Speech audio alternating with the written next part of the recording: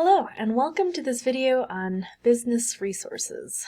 Specifically, we're going to talk through about 4 different databases and database types available for business, and a little bit about the journal title search. If this is your first time at Western, welcome, number 1. But you might find another video about this All tab, the Books and Media tab, and Articles tab. Interesting also to have as background information. That's this other video on the channel called Library Homepage Overview. So check it out if you want to. But we can jump in for now. My name is Melissa Huang. I'm your information literacy librarian. And that basically means I'm here to help you with anything research related, right? So this could be finding full text articles without having to pay for them. This could be getting started on an area of research that you're not really familiar with. This could be help for looking for specific types of resources. So, market data, statistics, reports, anything like that. Okay. But today we're just going to cover a few off-campus access tips and 4 different databases: Business Insights Global, Business Source Premier, Nexus Uni, and Statista. Okay. We'll also talk a little bit about Journal Finder at the end. But if you do have any of those questions, please, by all means, contact me. The way you might do that is by going from the library homepage, library.western.edu, and heading over to About and Contact Us. And here you'll see my office phone number, my email, office location if you do happen to be on campus for anything. That's all there. So, anyway, let's talk about databases. So, basically, the reason why you can't use all, especially for higher level and graduate research, is because all, of course, doesn't mean all. Okay, it's actually looking through several filters and only at the top biggest 100 databases that we have. And for the more specific topics, you're better off looking at particular databases or even specific journals, right? So, let's get into it, shall we? So from our homepage, if you click on this databases tab, this doesn't really get you exactly where you need to be, right? This database finder is literally only going to look for the title of a database or anything written in the description of it.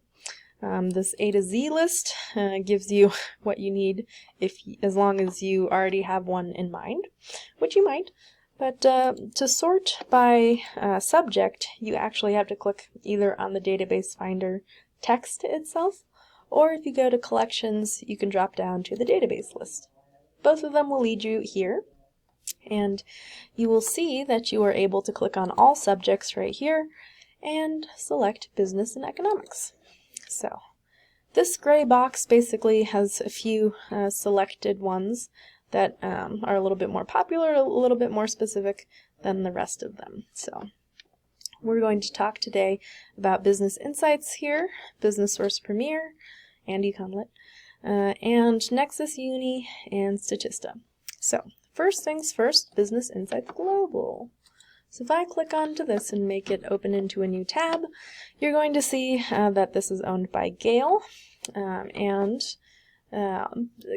similar to EBSCOhost, Gale type databases all kind of behave the same, which basically means that this link up here is going to work fine for you. Such is not the case with EBSCOhost, so we'll get there when we get there. So with Business Insights, I do encourage you to select a sort of subject or even subsubject. So here you can find company information, SWOT reports, industries, market share reports, comparisons, and case studies. So if we were to click on one of these, like case studies, you can search within those results. So you can kind of narrow things down further and further within their own topics, right? Which is sometimes more helpful than getting 50 billion results and then having to cut them down from there to get what you want, right? So if you were to put in any kind of keyword here, so let's say coal, you're going to get 31, but they're all going to be case studies that you can look at, right? So you can also see different ways to limit your results. So if you're like, I don't want 31 results, I want like 2 results, you can do corporate social responsibility. And this will continue, cutting down your results to something more reasonable. So if we were to click on any one of these, we could see that we have here a review. Now if we scroll all the way down, we'll have a little given citation for this page, and more importantly, a URL. It's going to be the same one as up here. You can, spend your time checking between them, but it will be the same. Now, the downside to this is that it doesn't have the Western proxy built into this URL, which basically means that if you click onto this URL but you're working off campus because you're, in the online program, it might not know that you have access to this thing. So one thing you can do is kind of force it to make you log in through the library, either by clicking through to Business Insights and then after you've logged in, pasting this in there, or just kind of having the EBSCOhost proxy link available, any one of them that you can click through and then log into, right? It doesn't necessarily work between a Canvas login or anything else like that. It's through the library, so you do have to use the library link or click through from the library databases. So that's a little bit about this first one. I will go down next to Business Source Premier. And so this is a different type, a different company-owned database, and there are some fun things about EBSCOhost that you should know. So the first thing is that EBSCOhost databases can be combined into bigger, meatier subjects. So if you do this Choose Databases up here, you can add on EconLit, which was also in this list here. You could also add in any other subject that you would like, any other database. Perhaps legal information, perhaps Medline for if you're looking for surgical tool, business information, anything like that. When you're done, you just hit OK, and then you'll see a little comma, and then after that will be any other database you've added. So if you were to do e-commerce, here you might already be able to see that these databases are just not as good as Google, especially when it comes to two things. The first one is synonyms. So it doesn't automatically know that e-commerce without the hyphen is the same as e-commerce without a hyphen. So you may need to keep an eye on your keywords, right? If you're not coming up with anything and your search results are nothing that you're expecting to come up with, you might need to refine your search terms, right? So if I were to do e-commerce or electronic commerce, this will give me 155,000 results. If I wanted to add the word growth, if I can spell it, this will cut it down to 116, and so on. So this is a bit of a different view from the Gale type that we saw, but similarly on the left side there are what we call limiters. So you might only want trade journals for trade publications, for example. Perhaps we'll do 2007 to 2020. So these are going to keep cutting down and cutting down and cutting down our results. But if you wanted to expand your results, one thing that you need to think about are those synonyms, right? So if I type in growth here, it's really only looking for growth, not grow or grows or growing. And that can be an issue, right? Depending on the keywords that you're using. So if I did growing instead, 16,000 will become 63,000. If I did just grow, 62,000.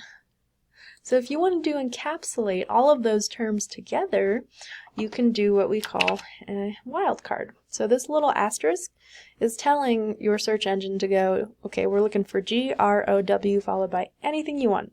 It could be followed by nothing. It could be followed by an S. It could be I-N-G. It could be T-H. So now if we do that search, we're getting 64,000. So hopefully that's going to include all of our variable terms, right?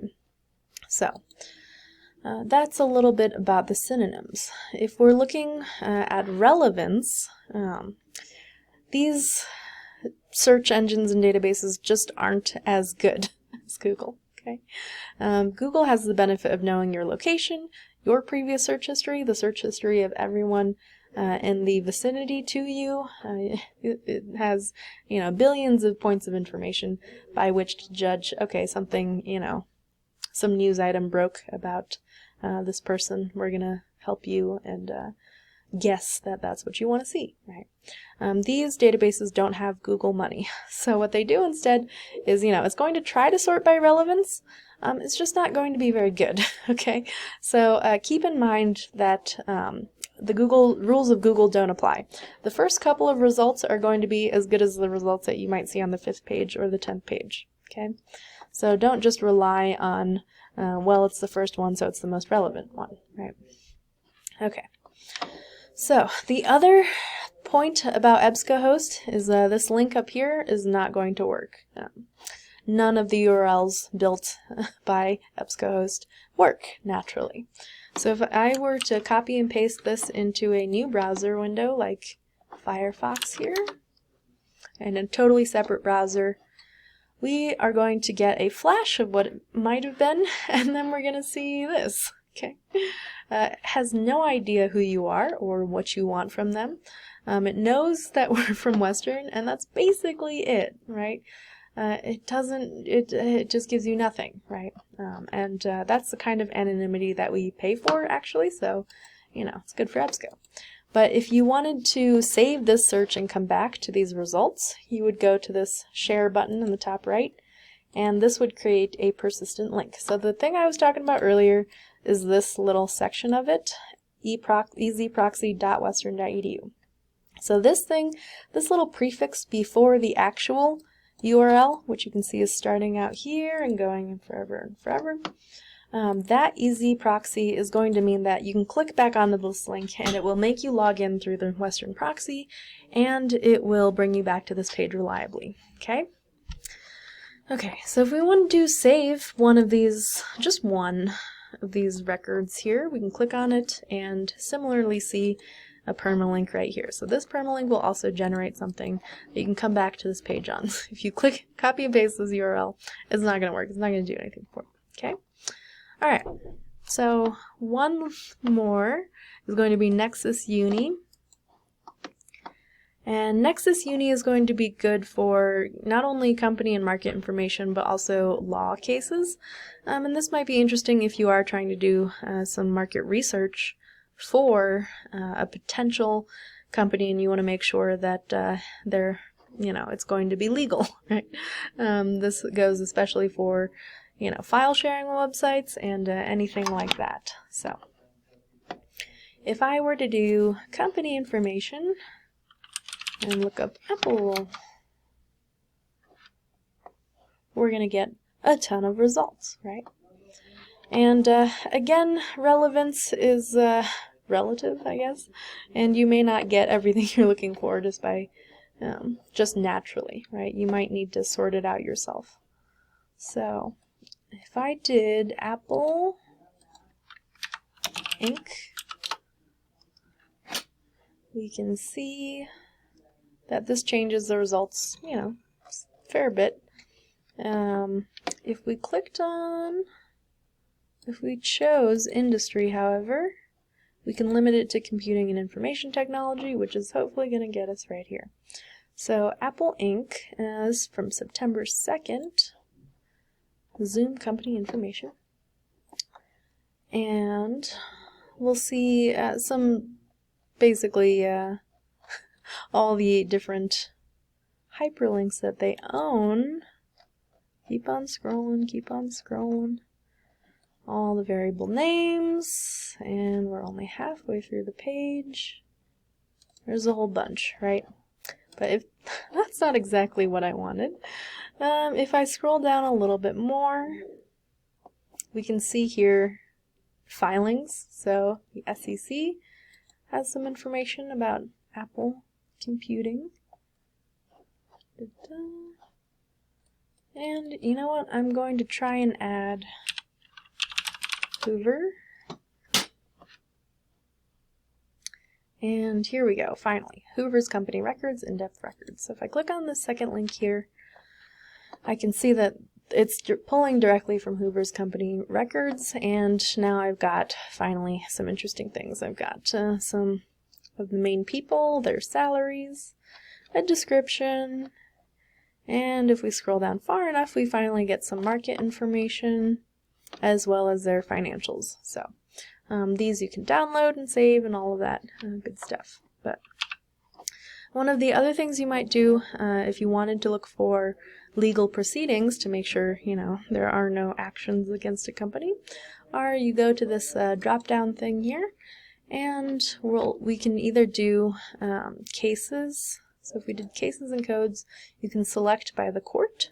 You can also select different practice areas and topics. So antitrust laws, for example, corporate and business law, tax law, any of these things you might combine in order to have a search for those.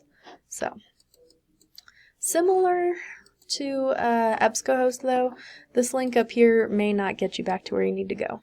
It's actually a little bit tricky and a little bit hidden in Nexus Uni, but if you go to Actions, you can link back to this page. Now let's go back one step to our results. If you wanted to come back to this page, it doesn't really have an easy way to do it. You can do Actions and link back here, or you could email this list to yourself. So you can email the full documents or just the results list, send it to yourself, and select a file type. Okay. So those are the ways that you would come back to Nexus Uni. Alright, so finally, Statista